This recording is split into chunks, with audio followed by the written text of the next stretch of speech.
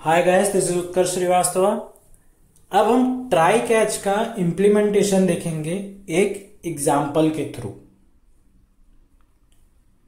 तो मैंने एक छोटी सी क्लास बनाई है, क्लास डिवाइडर। उसमें एक मेन मेथड है और ट्राई ब्लॉक है जिसमें 4 स्टेटमेंट्स हैं। पहली है int a equals integer dot parse int ARR 0, यानी मैं इंटीजर रैपर क्लास का स्टैटिक मेथड पार्सइंट कॉल कर रहा हूं और उसे ARR 0 as a string argument pass कर रहा हूं। Int b equals integer dot parse int ARR 1, यहां पे मैं उसे ARR 1 पास कर रहा हूं एज एन आर्ग्यूमेंट। जैसा मैंने आपको स्टार्टिंग में बताया था कोर्स के कि आप प्रोग्राम के एग्जीक्यूशन में आर्ग्यूमेंट्स पास कर सकते हैं एक प्रोग्राम को, Java space class name space arguments, और वो सारे आर्ग्यूमेंट स्पेस दे दे के आप लिखते जाएंगे और वो इस स्ट्रिंग एरे में आते जाएंगे। ARR 0 में पहला, ARR 1 में दूसरा, एंड सो ऑन। तो यहां पे मैं उनके पहले आर्ग्यूमेंट जो आप eight the time of execution provide करेंगे उससे इंट a में इंटीजर वैल्यू कन्वर्ट करके डालना चाह रहा हूं, और इंट b में जो दूसरी स्ट्रिंग वैल्यू है उसे इंटीजर में कन्वर्ट करके डालना चाह रहा हूं, और फिर C में A और B को डिवाइड करके रिजल्ट स्टोर कराना चाह रहा हूं। फिर उसके बाद मैं प्रिंट कर रहा हूं system dot out dot println result is C। अब यहां पे इस ट्राई ब्लॉक के लिए मैंने 3 कैच ब्लॉक्स बनाए हैं। पहला है जो array index out of bounds exception type का ऑब्जेक्ट रिसीव कर रहा है, उसका नाम है E। आप कोई भी नाम दे सकते हैं, ये एक रेफरेंस वेरिएबल है। इस केस में प्रिंट हो रहा है 2 inputs are needed at the time of execution. दूसरा कैच ब्लॉक है number format exception E type का, वो रेफरेंस ले रहा है, ऑब्जेक्ट ले रहा है, और वो प्रिंट कर रहा है both the input should be numeric. तीसरा कैच ब्लॉक है अरिथमेटिक एक्सेप्शन, और वो प्रिंट कर रहा है second number must not be 0। तो ये 3 कैच ब्लॉक्स है 3 तरह के एक्सेप्शन ऑब्जेक्ट्स को हैंडल करने के लिए। अब इस प्रोग्राम को एग्जीक्यूट करने के लिए आप बेसिकली 4 तरह की इनपुट स्टेटमेंट्स दे सकते हैं। पहला है जावा डिवाइडर 12(4). इस केस में 12 आ जाएगा इंट A में और 4 आ जाएगा इंट B में ARR 0 और ARR 1 की मदद से, और C में स्टोर हो जाएगा 12/4 यानी 3, और प्रिंट हो जाएगा रिजल्ट इज 3। यहां पे कोई भी कैच ब्लॉक एग्जीक्यूट नहीं हुआ क्योंकि आपकी ट्राई ब्लॉक में कोई भी एक्सेप्शन जनरेट नहीं हुआ। दूसरा तरीका है जावा डिवाइडर 12। इस केस में आउटपुट आ रहा है 2 inputs are needed at the time of execution.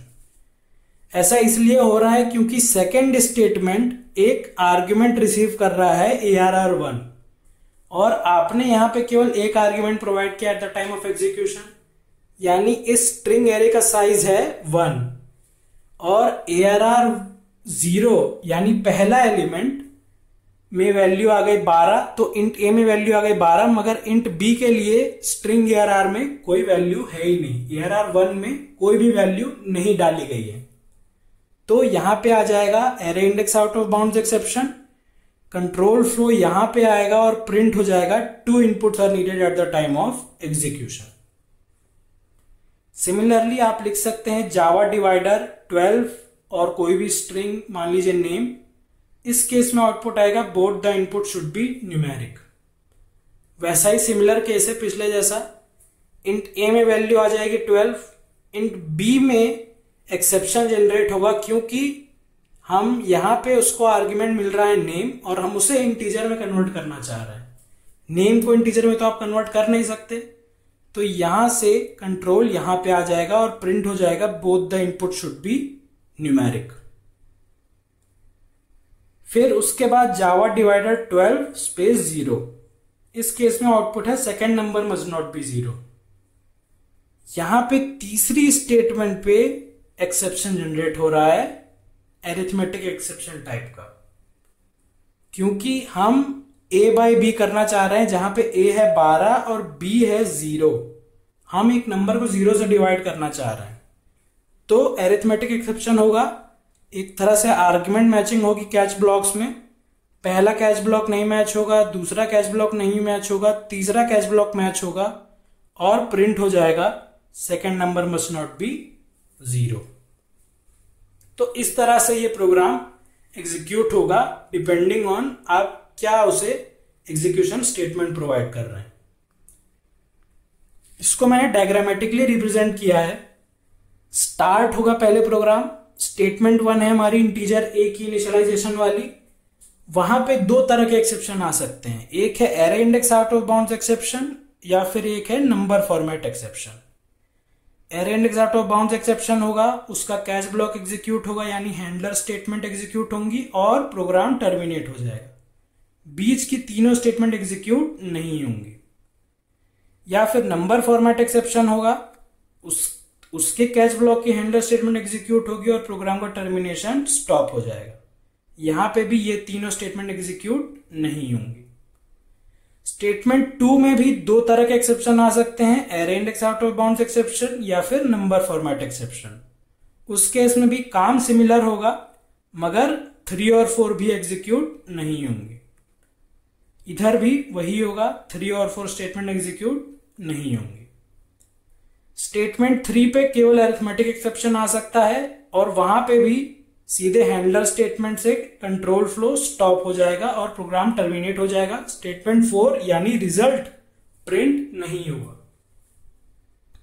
अगर आपका कोड स्टेटमेंट 4 तक पहुंच गया तो इसका मतलब है अब कोई भी एक्सेप्शन नहीं होगा और प्रिंट हो जाएगा जो भी रिजल्ट था और प्रोग्राम स्टॉप हो जाएगा।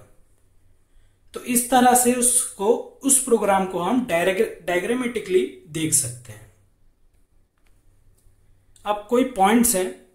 पहला है कि आप एक ट्राई के साथ बहुत सारे कैच ब्लॉक तो लगा सकते हैं, मगर अगर आपको एक से ज्यादा कैच ब्लॉक लगाने हैं तो आपको एक चीज का ध्यान देना पड़ेगा कि वो जो भी टाइप का रेफरेंस वेरिएबल यानी एक्सेप्शन टाइप का ऑब्जेक्ट रिसीव कर रहे हैं, अगर उनमें चाइल्ड पेरेंट रिलेशन है, यानी उनमें से कोई भी एक्सेप्शन क्लास का ऑब्जेक्ट रिसीव कर रहा है, तो वो वाला कैच ब्लॉक सबसे नीचे आएगा। वो इसलिए होगा क्योंकि अगर कोई भी एक्सेप्शन जनरेट हुआ आपके ट्राई ब्लॉक में, तो वो वाला एक्सेप्शन, वो वाला कैच ब्लॉक एग्जीक्यूट करे जिससे उसका आर्ग्यूमेंट मैच हो रहा है। और अगर कोई भी मैच ना हो ऊपर के कैच ब्लॉक्स में, तो लास्ट में जो एक्सेप्शन वाला आपका कैच ब्लॉक था वो एग्जीक्यूट हो जाएगा। अगर एक्सेप्शन वाला आप सबसे ऊपर रख देंगे तो हर एक्सेप्शन पे वो वाला कैच ब्लॉक एग्जीक्यूट होगा और नीचे के कैच ब्लॉक कभी भी एग्जीक्यूट नहीं होंगे क्योंकि वहीं पे आर्ग्यूमेंट मैच हो जाएंगे। तो कंपाइलर वहां पे एरर जनरेट कर देता है eight the time of compilation कि आपके ये सारे कैच ब्लॉक रिडंडेंट हैं, वो कोई इस्तेमाल ही नहीं हो रहे हैं। जब तक एक्सेप्शन हैंडलिंग नहीं था जावा में, तो हम हर मेथड से एक्सपेक्ट कर रहे थे कि वो कोई ना कोई रिजल्ट दे दे किसी भी तरह के इनपुट पे। ये गलत था। रियलिटी से कनेक्शन बिठाने के लिए हमें एक्सेप्शन हैंडलिंग इंट्रोड्यूस करना पड़ा, जिससे आप एक मेथड से गलती होने की भी उम्मीद कर सकते हैं, डिपेंडिंग ऑन आप गलत इनपुट अगर उसे प्रोवाइड कर देते हैं। तो एक्सेप्शन हैंडलिंग एक तरह से रियलिटी से कनेक्शन बिठाता है जावा का, कि आप किसी मेथड से या किसी स्टेटमेंट से गलती की भी उम्मीद कर सकते हैं। हर बार उसे कंपाइल हो गया तो एग्जीक्यूशन स्टार्ट हो गया तो उसे सही रिजल्ट प्रोवाइड करने की उम्मीद ना करें। एक्सेप्शन हैंडलिंग को रियलिस्टिक करने के लिए मेथड के पास दो तरीके हैं। अगर कोई भी एक्सेप्शन आ जाता है, या तो वो खुद उसे हैंडल करे, या तो अगर कोई भी एक्सेप्शन आए तो रिजल्ट दे, या तो एक्सेप्शन को थ्रो कर दे। थ्रो एक जावा कीवर्ड है और उसके बारे में मैं अगले लेसन से स्टार्ट करूंगा।